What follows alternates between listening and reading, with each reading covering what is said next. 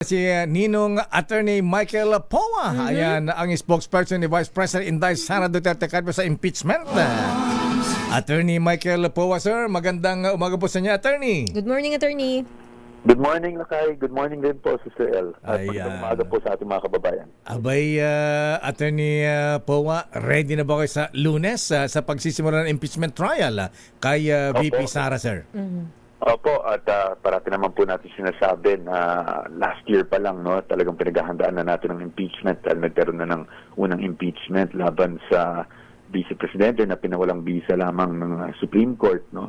So, ngayon naman po, talaga naman pong nagtuloy-tuloy lang ang paghahanda natin, kaya masasabi natin handang-handa na tayo para sa Lunes. Diretsahan tayo, Attorney Michael Powa. Kayo ba ay naniniwala na magkakaroon ng fair and impartial trial? Alam naman natin na ang impeachment, ang senator judges ay majority ay kakampi ng Malacanang.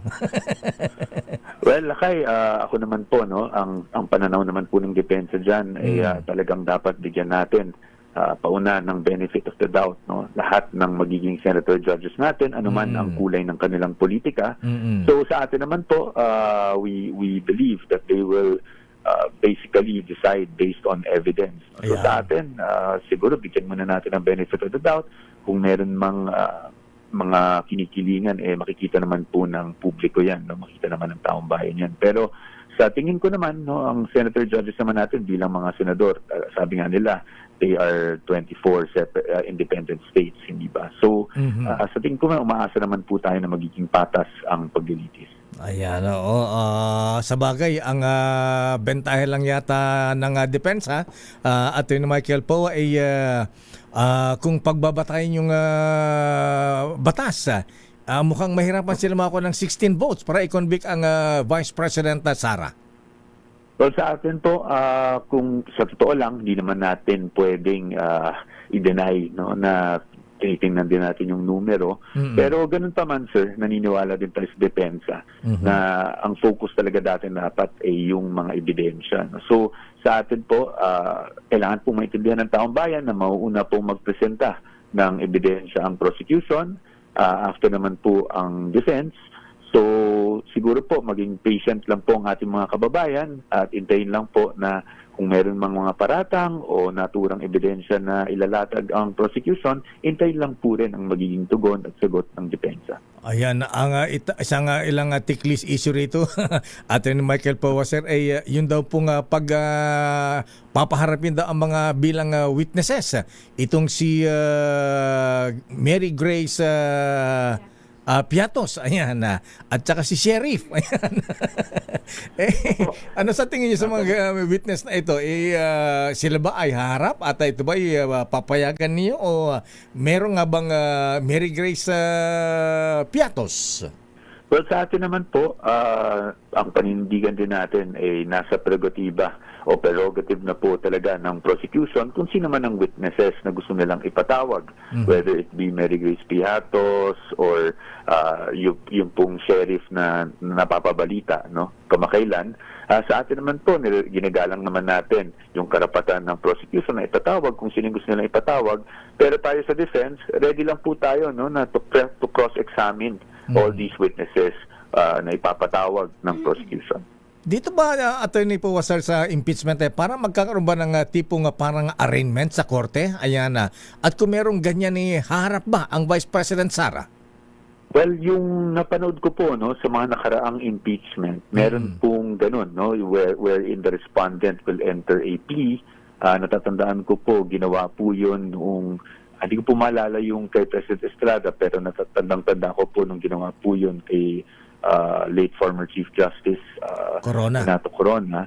Ginawa po yun at yung abogado po, no, si late former Justice also Serafin Cuevas, no, entered the plea for the respondent then. So inaasahan natin na baka magkaroon din po ng ganun ngayon, no? At kung darating man ang ating Vice Presidente, I cannot definitively say at this point. No? Hindi ko po ma-confirm yan.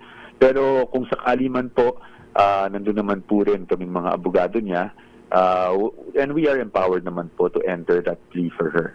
Hindi pa ba kayo decided sa depensa at Powa kung paharapin nyo o hindi ang Vice Presidente para mag-enter ng plea? Well, sa ngayon po talaga, hindi ko pa po definitively masasabi, no? But doon naman po sa pagharap niya in person, kasi parati natin nasasabi na hindi hinaharap ni Vice Presidente when in fact, ito pong pag-participate ng kanyang depensa sa impeachment trial is already, no, talagang pagharap sa mga aligasyon na to based on talaga pong hinaharap niya yun. Ngayon, kung dun sa physical presence po niya, i-determine pa po natin, no, depende sa takbo ng trial, us as counsels of the Vice President will of course advise her accordingly kung kailangan niya humarap. Pero itong Monday na po ito mismo, kung yun po yung tanong, hindi ko pa po makakonfirm sa ngayon po. Pasensya na po, Sir Deo. Attorney, may mga nagsasabi na itong impeachment ay more on ang tingin nila ay isang political kaysa legal na basehan. Bilang pong legal counsel o abogado, paano niyo po ito tinitingnan? Nangangamba po ba kayo na maaaring maimpluwensyahan nga ng politika yung magiging desisyon? Sa tingin ko po, Sister L, talaga namang hindi natin may iwasan yan. The impeachment has been established to be sui generis, ika nga. Ibig sabihin nun, both legal and political. Pero sa atin naman po, no, yung political is really not our focus at this point. Sa tingin namin, basta naman makapaglatag kami ng magandang depensa, solid na defense para sa ating Vice Presidente, the legal will somehow push the political.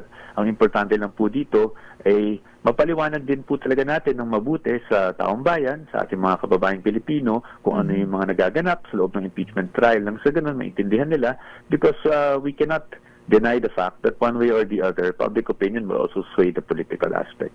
Attorney Powa, sir, the other day na-interview namin si Attorney J. Tolosa ng prosecution at napag-usapan namin yung willing ba kayong makipag-areglo o kayo makipagkasundo sa prosecution na iklian naman yung trial kasi ang sinasabi baka daw po abutin ng 7 to 8 months. Pwede bang i-concise ang tawag yan, i-compact yan para maikli yung magiging trial Hindi naman abutin ng 7 to 8 months sa Attorney Powa, sir. Opo, alam niyo po, sir, no, Lakay Deo, kami naman sa defense, very reasonable people kami kahit nung pre-trial, no, and I would like to also thank the prosecution for also being patient with us nung pre-trial. I think both parties were patient with each other. Wala naman po kami nakikitang problema kung paiklian, pero naturally that will depend on the prosecution kasi ang kami naman po sa defense, bago may maglatag ng aming ebidensya, hintayin muna natin na ilatag ng prosecution yung kaso nila. So, nakadepende po yun dun sa presenta nila kung sa tingin namin ay kailangan pa namin magpresenta o hindi na kailangan ng ilang witnesses. So, tingnan na lang po natin yung takbo ng trial, but ina-assure naman po natin ang taong bayan na the defense is very reasonable in terms of these things, especially procedural matters. At kami naman po, no, I think both sides, the prosecution defense, wala rin naman pong may gusto sa amin na talagang humaba itong trial na to. It's not good for the country, it's not good even for the respondent, no? So to be involved in such prolonged litigation. So sa atin naman po, kung ano man po ang pwede natin gawin para mapabilis, we're open to that po, no? Of course, within reason and in accordance with the law and of course in accordance with our duty to protect the rights of our client. Attorney po, sir, bawat article, may kanya-kanyang lawyer po ba ang depensa? Sa amin po, no, sa depensa, we are all ready to take on all articles if possible. So, siyempre po, no, may mga napag-uusapan kami, pero lahat naman po yan, no, ay makikita na lang nila sa trial. But sa defense kasi, as much as possible, hindi natin alam, no, baka may biglang magkasakit or may biglang hindi makapunta sa isang trial date. So, sa team po namin, we made sure that all of us are capable of taking on any article at any day. Si Attorney Sigfrid Fortun ba ang lead counsel ng defense attorney? Sa ngayon po, ang lead counsel po natin ay si Attorney Sheila Sison, who's also from Fortuna, Narvaza and Salazar. As of now ba, Attorney, wala po tayong kino-question or kakulangan sa due process? Wala po bang nakikita kayo? At kumpiyansa naman po ba ang inyong legal na depensa na kumbaga malakas ang laban ni VP Sara dito po sa impeachment trial?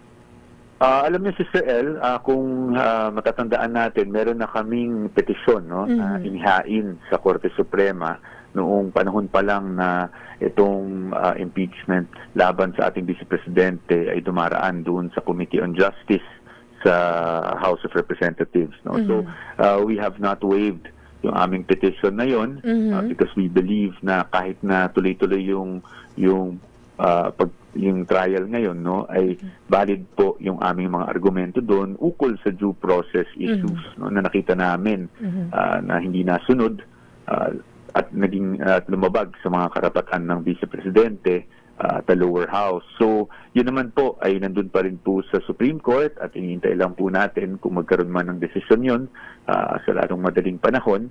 But dahil po wala naman po tayong nakuhang TRO doon sa proceedings, nagtuloy-tuloy po ito sa Senado at we are participating without waiving our objections raised, no, through that petition.